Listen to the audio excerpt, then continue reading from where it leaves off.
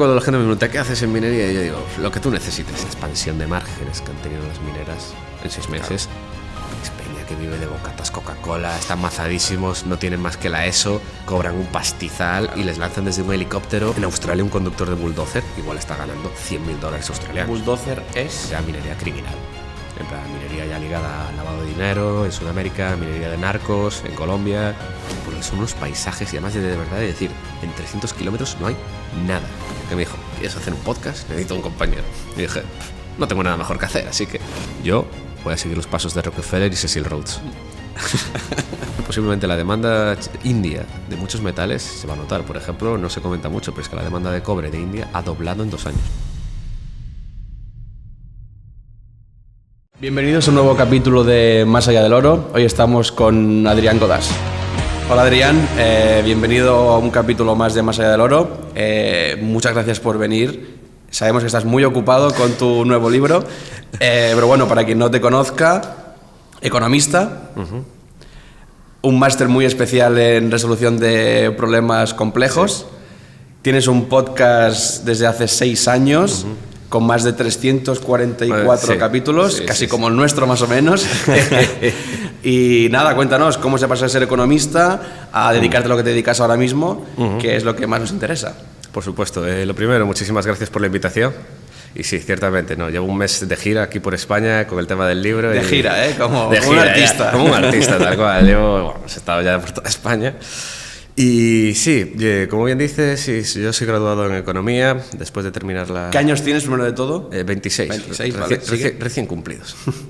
Y sí, soy graduado en Economía, máster en Resolución de Problemas Complejos, que es básicamente una especie como de Strategic Thinking y de cómo afrontar problemas extremadamente complejos porque tienen, por ejemplo, muchos intereses en contra o porque tienen unas causas subyacentes mucho más profundas de lo que pueda parecer.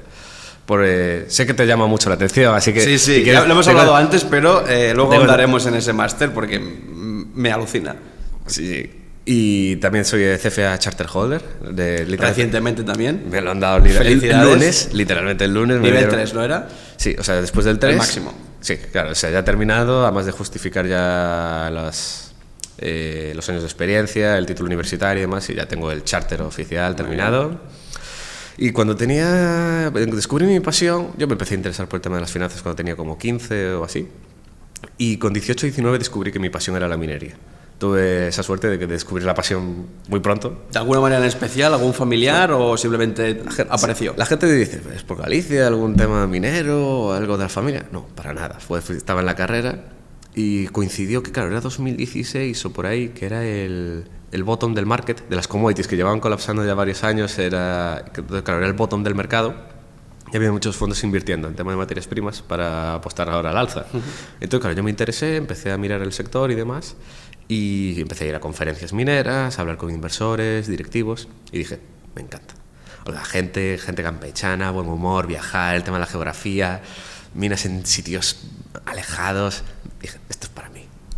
Y nada, me encantó, lo profesionalicé cuando ya tenía... Claro, lancé el podcast también con mi socio Paco Lodeiro, que me dijo, ¿quieres hacer un podcast? Necesito un compañero. Y dije, no tengo nada mejor que hacer, así que...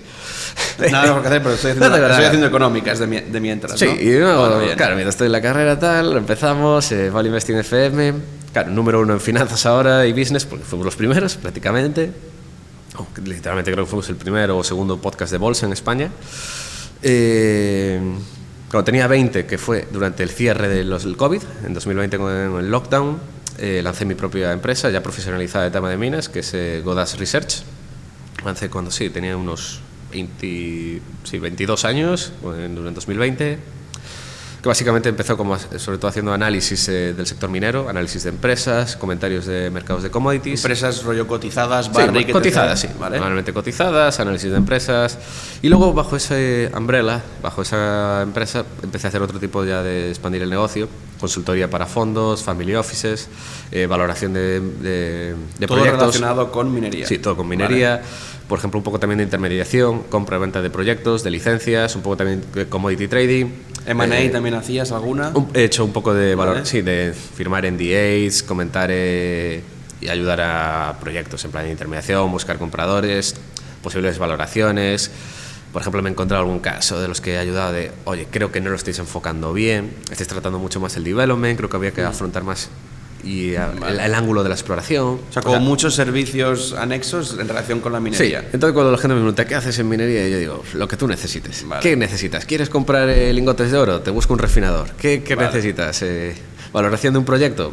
Lo que necesites. Muy bien, muy bien. Y eso hasta ahora, y sigo, ahora que ya tengo el charter y todo, lancé ahora mi libro, que me lo ofrecieron hace más de un año, una editorial de aquí de Barcelona. Me dijo, ¿te interesaría el proyecto y demás? Y dije, por supuesto. ¿Que vinieron ellos a buscar a ti? Sí, vinieron ellos y dije, venga, let's go. Y claro, ya tengo estos proyectos y ahora terminados y buscando nuevos proyectos. Como ya te comenté, ahora estoy trabajando bastante, a ver si sale, para unirme a un proyecto de desarrollar minas de oro en Zimbabue. Muy bien. Entonces, ¿cómo te ganas la vida exactamente? ¿Cómo es? O sea, la gente te contacta y te dice, tengo este problema, o sí. ¿Cómo va exactamente? Pues sí, o sea, claro, como te puedes imaginar, te conoce porque ya estás relacionado con el sector de la minería y por eso te vienen a decir, oye, tengo este problema, tengo esta solución, a ver cómo la ves tú. Sí, imagínate, simplificándolo muchísimo, imagínatelo una especie de consultor. Vale. O a porcentaje, en el caso de eso. ¿Y estás tú solo trabajando o tienes equipo? Sí, voy como freelance. O sea, y luego voy como freelance y luego, obviamente, si necesito algo específicamente, pues contrato servicios de otra persona o de otra empresa, vale, por ejemplo. ¿Y se puede decir alguno de tus clientes? Pues muchas mineras que ha habido por ahí. ¿Pero mineras rollo pequeñas o grandes? De todo. O sea, he trabajado con muchas exploradoras. Por ejemplo, ya digo, este proyecto en Zimbabue, que es una empresa muy pequeñita. He estado con, mira, por ejemplo, un broker que sí que es grande, que se llama PI Financial, que es un broker de Vancouver, que estuve ayudándoles bastante. Ahora creo que han hecho un rebranding, ahora creo que se llama de otra manera. Con PI Financial, he estado con varias empresas como Richline Minerals, que es una exploradora en Nevada. Bunker Hill, que es una empresa que está reabriendo una mina de zinc y un polimetálico en Idaho, en Estados Unidos. La verdad, he estado con muchas. Además, he visitado muchos proyectos también físicamente. O sea, vas ahí sí, he estado al terreno. Sí. O sea, no te quedas en tu casa. ¿Qué vives? ¿Dónde vives? Que eso no lo has dicho. Vivo en Bulgaria. Eso lo hablaremos luego. Claramente sí. Mi vida es poco convencional, ya lo sé. Bastante poco convencional. Entonces, ¿qué te iba a decir? Sí, lo del máster de resolución, que eso lo hemos perdido el hilo. ¿Qué es exactamente eso? Porque te ha gustado, a mí me suena muy raro y quiero que me lo expliques. Está muy chulo. Sí, básicamente fue Javier Recuenco, que fue chairman de Mensa, trabaja en Singular, que es una especie de consultoría así muy particular, que se dedican a afrontar, es una especie de cómo analizar problemas complejos, que fue obviamente desarrollado en Estados Unidos, como todo este tipo de historias, de cómo afrontar este tipo de problemas que no es de consultoría tradicional. O sea, la consultoría tradicional en los negocios es básicamente, sí, recorta gastos y aumenta el revenue. Muy bien. Claro. Pero cuando te enfrentas a otro tipo de problemas, por ejemplo, lo que te contaba, los trabajos que tuvimos que hacer por el máster eran cosas tan diferentes como ¿por qué están aumentando las ETS en Estados Unidos? ¿Por qué pierde usuarios de Facebook? Yo tuve que a mí me tocó, ¿por qué aumentó la violencia en Ecuador? Ecuador pasó de ser uno de los países más seguros de Sudamérica a ser el más violento, con más homicidios casi solo por detrás de Venezuela y poco más. Esa fue tu tesis, ¿no? No, eso fue uno de los últimos trabajos y luego el trabajo de fin de máster en grupo tuvimos que hacer de problemas hídricos en una región de Málaga.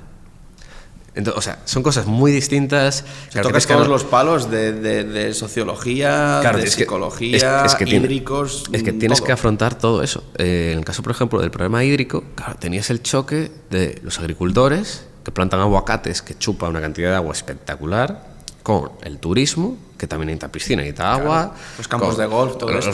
Claro, son muchos intereses en contra, en un sitio que no es precisamente el que más llueve del mundo, que han tenido ya problemas de decir, no tenemos agua, regiones que se han planteado provincias enteras, es decir, va a haber que traer agua en barco, en un barco cisterna de agua, o sea, imagínate.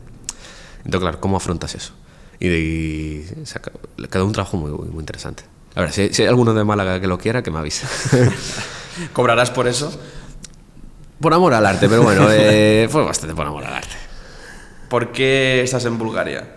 Pues mira, yo llegué de casualidad porque, o sea, después de terminar la carrera, cuando estaba empezando a estudiar el CFA, yo quería irme a Europa del Este, es un sitio que me encanta. A mí Europa del Este me encanta porque sigues dentro de la Unión Europea con todo lo bueno, pero no tienes lo malo. Y hay mucha libertad y muy barato, sitios súper que están creciendo, o sea, es además viniendo de España, es vivir en un sitio que notas que crece, que cambia, que lo miras 3 años atrás y dices, joder, cómo ha crecido todo, la gente más que crece la población. Joder, es una experiencia bastante chula. Yo quería irme y entonces justamente un amigo mío consiguió trabajo en Bulgaria y dije, pues me cunde, venga, vamos ¿Tú para hiciste allá. la carrera en Galicia? Sí. Vale. Y después de terminarla, y este amigo estaba estudiando también el CFA, y dije, va, pues me voy, estudiamos allí juntos, tal. Mi idea era estar 4 meses. Me gustó muchísimo, 4 meses se convirtió en 1 año, conocí a mi novia, y ya llevo casi 3. Allí? Llevo casi 3 ya. ¿Y qué tal la vida allí?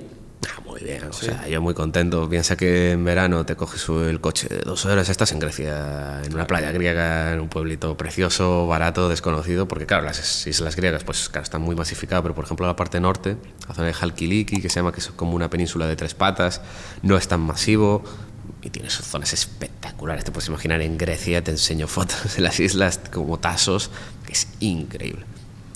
Y luego te vas también, te coges un tren, en un par de horas también estás en Estambul. Y a comer, claro. O sea, es una maravilla. Entonces, ¿te gusta vivir en...? Sí, en claro, además está muy bien comunicado. ¿Más que en Galicia? Yo lo digo en serio, es muy triste, pero es que después de vivir por ahí ya no puedo volver a Galicia salvo en verano, porque la humedad me mata. O sea, yo regreso y digo, no puedo, o sea, me pongo ya a moquear y la humedad me mata. Tema de tu libro, Sí. ¿qué te movió a hacerlo? ¿Te vinieron a buscar, no lo tenías pensado y Sí, dijiste sí? ¿Por qué? Sí, Puedes haber dicho, mira, estoy hasta arriba de porque- trabajo, no tengo ganas, ¿por qué dijiste que sí? A ver, lo de escribir un libro es la típica cosa que yo digo, algún día lo haré, o sea, que digo... O eso muy típico, bueno. ¿no? Tener un hijo, escribir Claro, un libro árbol, y un claro, árbol, ¿no? Claro, entonces, el árbol ya lo hice, planté un manzano y entonces dije, vale, ahora toca... El hijo no, el hijo sí que esperemos que no llegue inmediatamente, pero en el futuro sí. ¿Y el manzano vivió? El manzano vivió, bueno. en unos años tocará el hijo, entonces dije, falta el libro. y claro, la típica cosa, dije, algún día. Y coincidió con un editor nos contactó para que escuchaba el podcast. Oye, no, me gustaría, si queréis escribir un libro y demás. Y yo le dije, yo lo escribo, pero solo con una condición. No quiero hacerlo de algo tan vulgar como la inversión. Yo quiero hacer algo intelectual de verdad. Y me dejó. Bien. Y me dejó y escribí el libro, que ha quedado, yo creo que, honestamente, toda la gente que además lo ha leído le ha gustado mucho, que dice que es muy entretenido y sobre todo yo aprecio mucho la opinión de gente que ni me conocía, por ejemplo gente de la propia editorial que no sabe nada de minas y que lo lee y dice, guau, no sabía nada de este mundo, no me atraía, porque dice, minería, pero lo leen y dicen, guau, espectacular. Oye, te lo he dicho Y me antes, gustó. yo hacía un montón de tiempo que no leía nada y como teníamos esto me compré el libro y tal y la verdad es que está muy, muy interesante, ¿eh? No sé cuánto rato lo has dedicado. Más de un año. Más de un año. Claro, hay mucho trabajo de investigación. Sí, está La mucho. primera parte es mucha historia, que todo Sí. eso tienes que documentarte. Eso sí, sí. Y mientras hacías el libro te sacabas el CFA. Y el máster, Y el sí, máster, sí, o sea, sí, todo. no, sí, fue una locura. La primera mitad de año de este año de 2024 ha sido He estado todo un año para hacer el libro.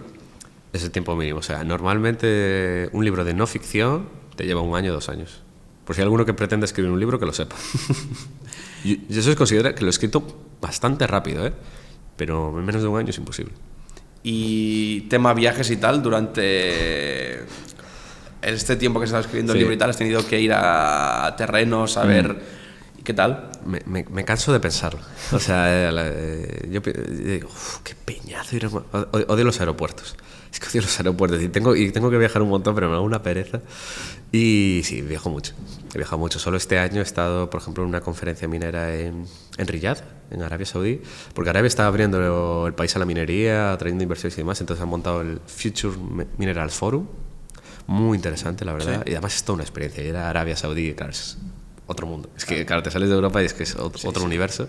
También estuve en Emiratos, estuve en Abu Dhabi, que me invitó Técnicas Reunidas, que es una gran empresa de ingeniería española. Visitando minas, estuve, por ejemplo, Samana Lithium, que va a ser posiblemente la primera mina de litio europea, en el norte de Portugal. Este año no, pero los últimos 2 años tuve que ir en 2022 y 2023 a Canadá, un par de veces. Estuve en Vancouver, estuve casi en el Círculo Polar Ártico canadiense. Estuve a 200 kilómetros del Ártico en el Yukon. Claro, la gente se imagina eso todo lleno de... Claro, te imaginas casquetes polares. Dices eso y estás en icebergs o casquetes polares. No tan arriba. En esa zona lo que pasa es que en verano es precioso, son prados y es una naturaleza salvaje, donde no hay nadie, es increíble. ¿Es de los viajes que has hecho del libro es el que más te ha gustado? Ese es el más espectacular, ¿Sí? sí. El de Canadá al norte es Claro, porque son unos paisajes y además de verdad, es decir, en 300 kilómetros no hay nada. Pero cuando es nada, es nada. Y claro, en verano es espectacular, el resto durante 3 meses. El resto, nieve. Y todo nieve. Y no hay, pero en plan 10 metros de nieve o más. Ya está. Y no hay más.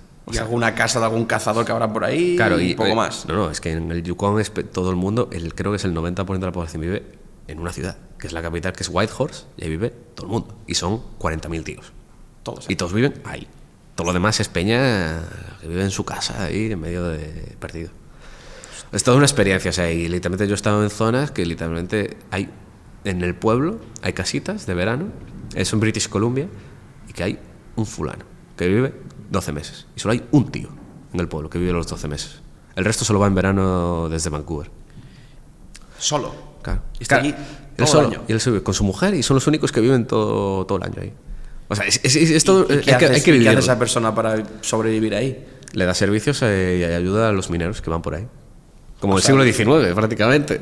Hostia. Claro, hay que verlo, o sea, porque además que es gente ruda, distinta. Es que yo siempre, además, le doy los agradecimientos a los drillers, que es la gente que está con la máquina de taladrando en las minas, y digo, hostia, es que es peña que vive de bocatas Coca-Cola, están mazadísimos, no tienen más que la ESO, cobran un pastizal y les lanzan desde un helicóptero, tienes 3 horas con los tablones para montar todo, o sea, le tengo un respeto enorme a la gente. Y en esta época que estamos ahora de que es tanta conciencia ecológica y tal, que nos atan el tapón de la botella a la botella para no perderlo y tal, siguen habiendo tantas minas, se sigue haciendo todo correcto, hay fullerías, ¿cómo es de verdad una mina para alguien que no sepa nada? Y claro que te imaginas auténticas aberraciones como las que se hacían hace años, ahora todo eso está mucho más mejorado.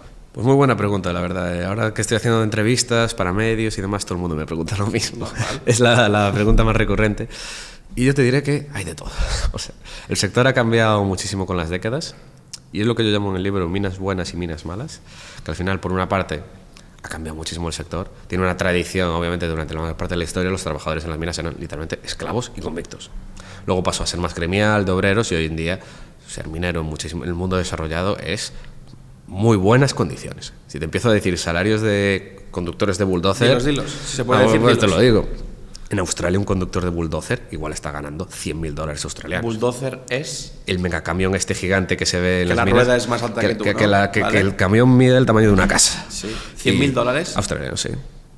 Y sin estudios, claro, o sea... Y solo hace que manejar el... Claro, te enseñan, creo que me habían dicho, no sé, un mes de formación, porque obviamente no es fácil conducir eso, pero sí, y se cobra muy bien. Un ingeniero ya te está en más de 150.000. ¿Estás invitando a la gente que se vaya a Australia, desde España a Australia, a manejar bulldozers? ¿Es eso lo que estás diciendo? Hay un amigo que le ayudé para buscar, sí, claro, porque es eso, necesitan gente, hay un déficit de personas enorme. Y mucha gente no quiere hacerlo porque obviamente es un trabajo duro, esta es una mina aislada. Claro, supongo que trabajarán también jornadas de 10-12 horas. Claro, es que tienen buenas condiciones también de horas. Es que no, de lo que tú quieras. El tema es que, claro, es súper flexible, no hay gente, es un problema que tiene la industria ahora mismo.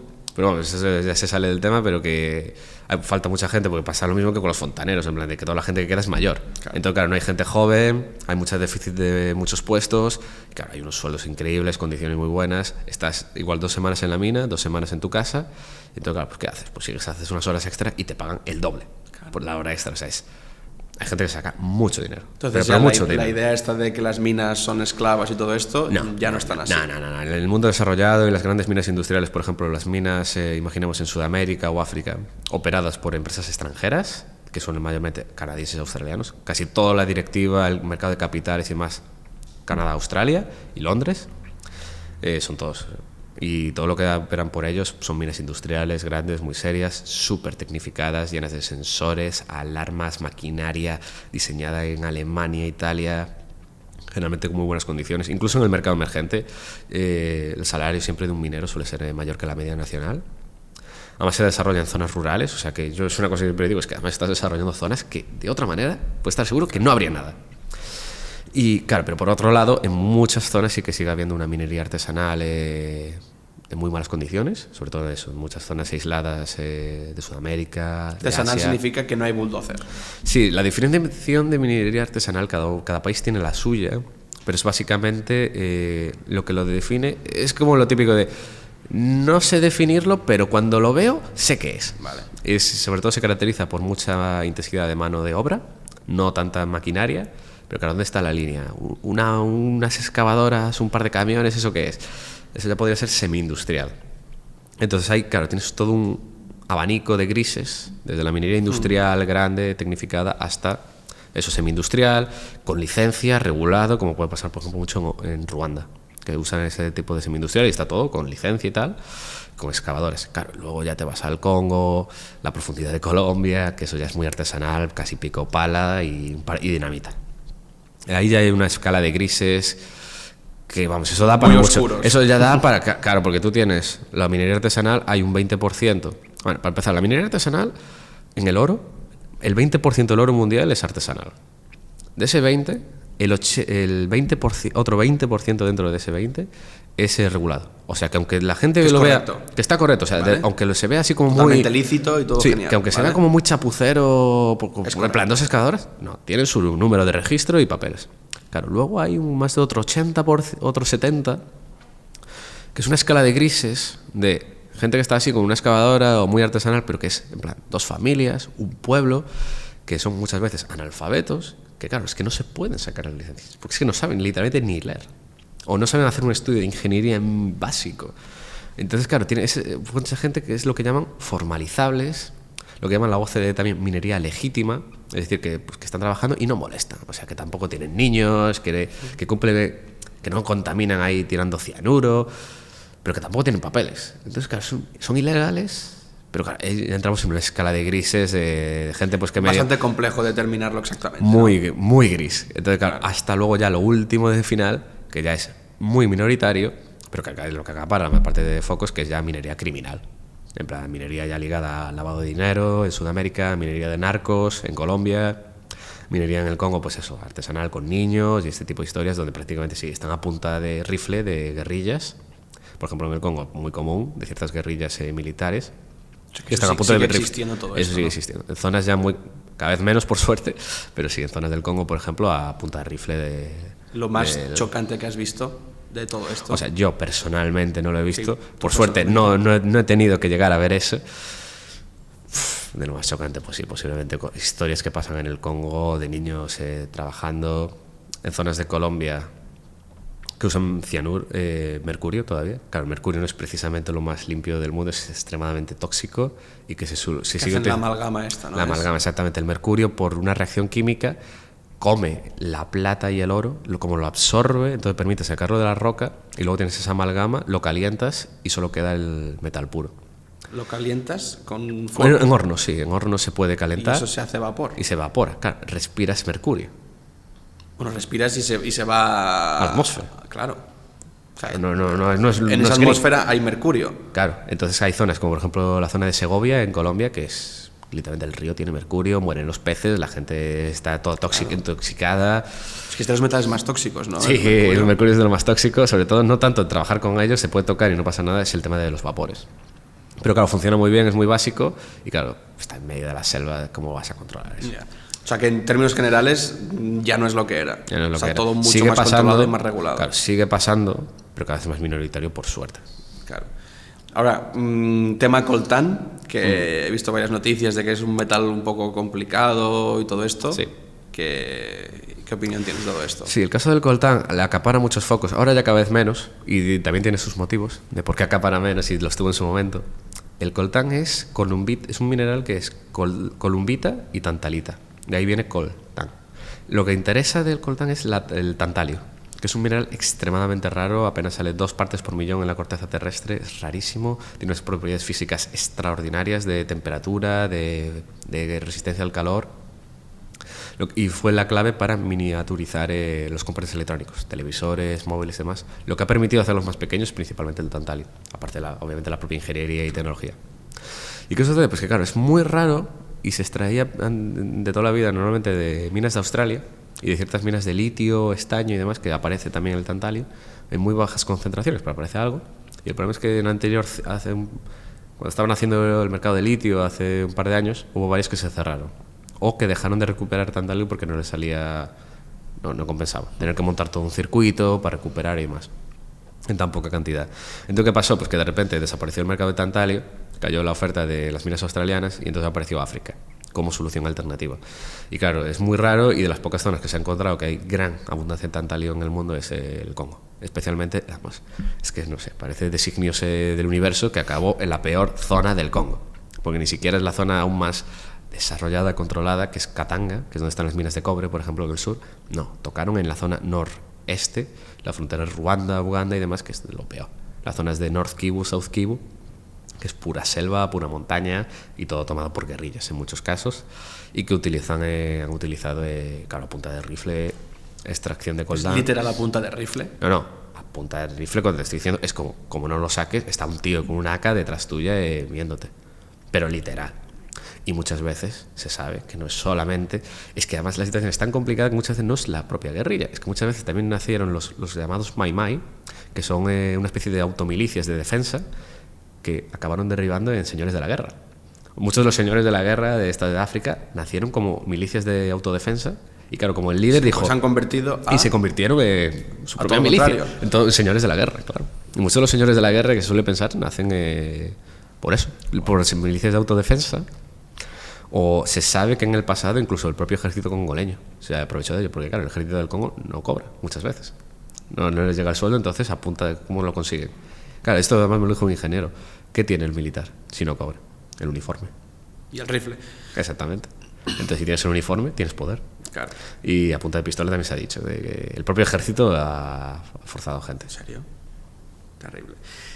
Tema del oro, tal y como está ahora mismo, que está como a 2.534 euros la onza. ¿Qué crees? ¿Va a subir más? ¿Va a bajar? ¿Por qué crees que ha pegado este subidón en las últimas semanas? A ver, todo el mundo ya sabe que lo de este año, lo del oro está siendo espectacular. Lo de este año está siendo verdaderamente increíble, y que al final todo comenzó por China. Al final lo que ha pasado con China es muy claro, y es que los chinos tenían la reserva de valor, que era las casas. Y se formó la mayor burbuja inmobiliaria casi de la historia. Ahora el precio de las casas baja. Entonces ya los chinos han vendido las casas y han dicho, bueno, pues ¿qué compramos ahora? Y entonces, claro, ¿qué me voy a comprar? ¿Acciones?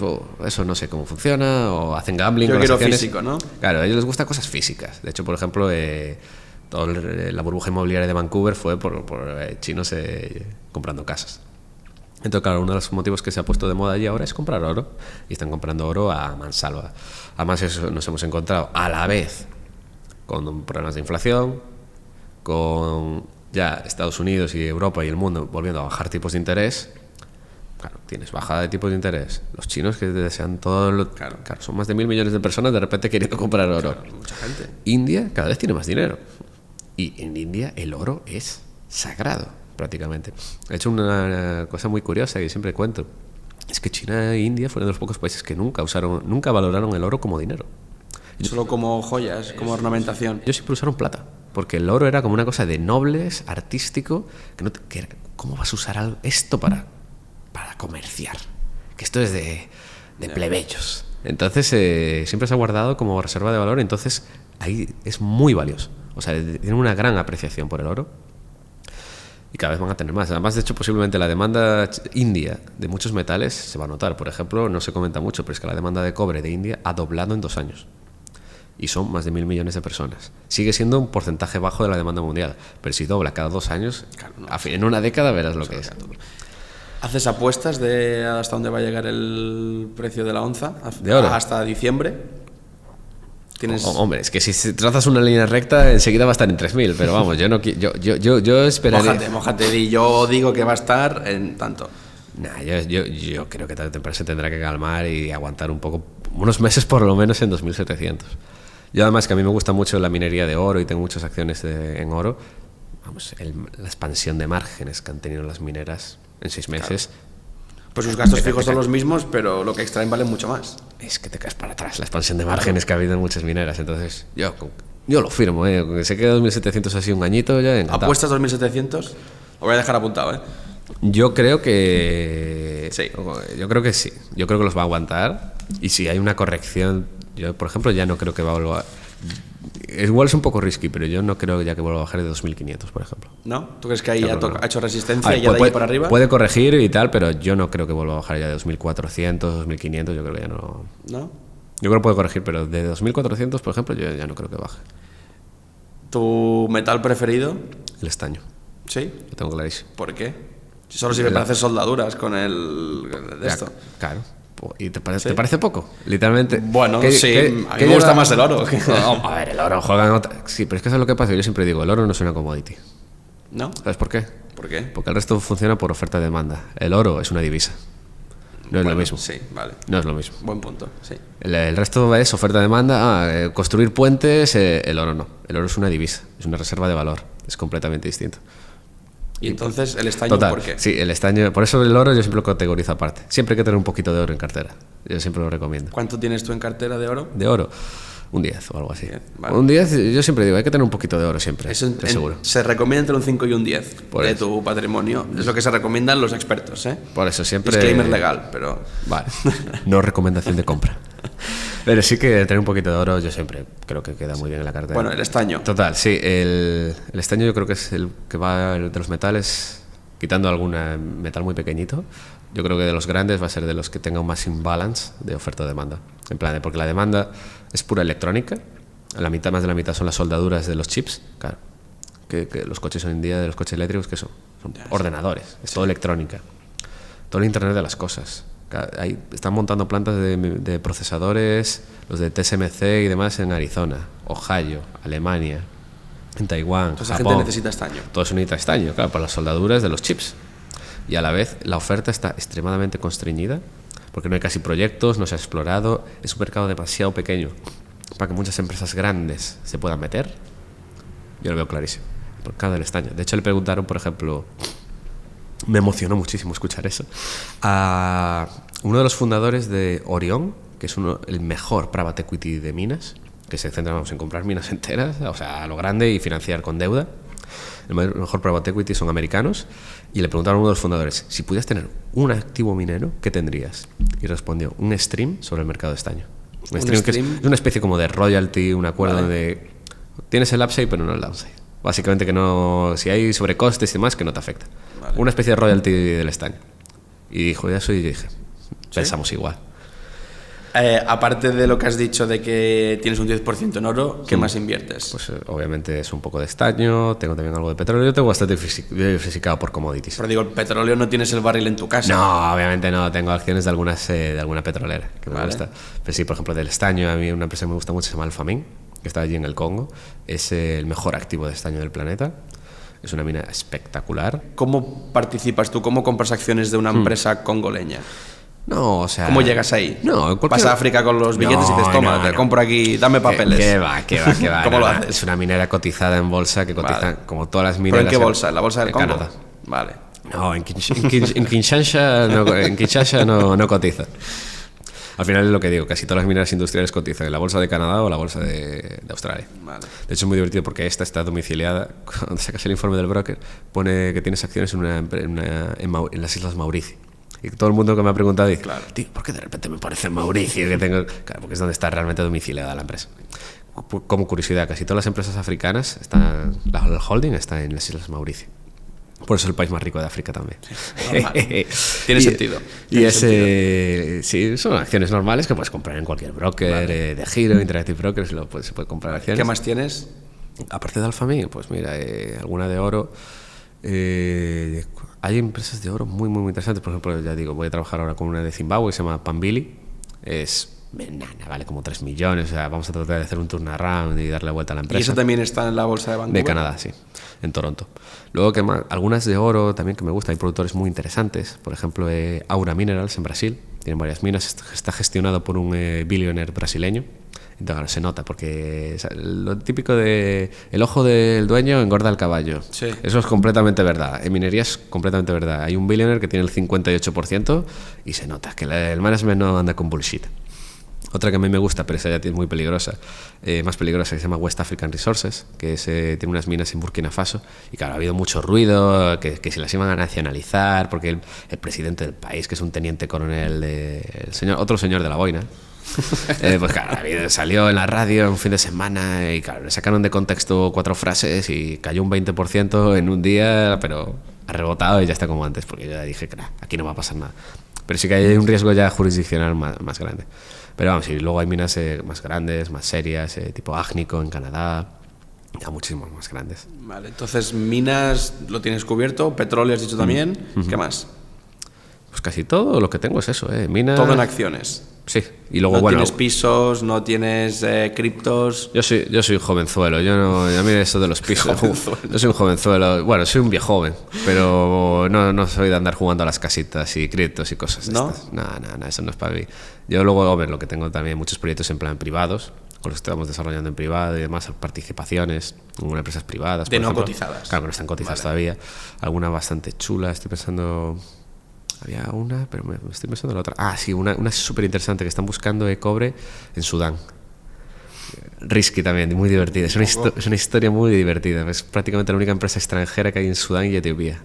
Buscando Y no está cobre. cotizada y tú tienes participaciones. Sí, esa es una historia muy chula. ¿Cómo te ofrecieron comprar participaciones de No, eso? porque unos amigos en Alemania que la montaron, en plan que tenían un family office y me dicen, oye, tal, vamos a montar esto. Y le dije, me encanta. Es una región muy prospectiva. Porque es la típica región que es súper prospectiva, que tiene una geología espectacular, pero nunca nadie lo ha mirado.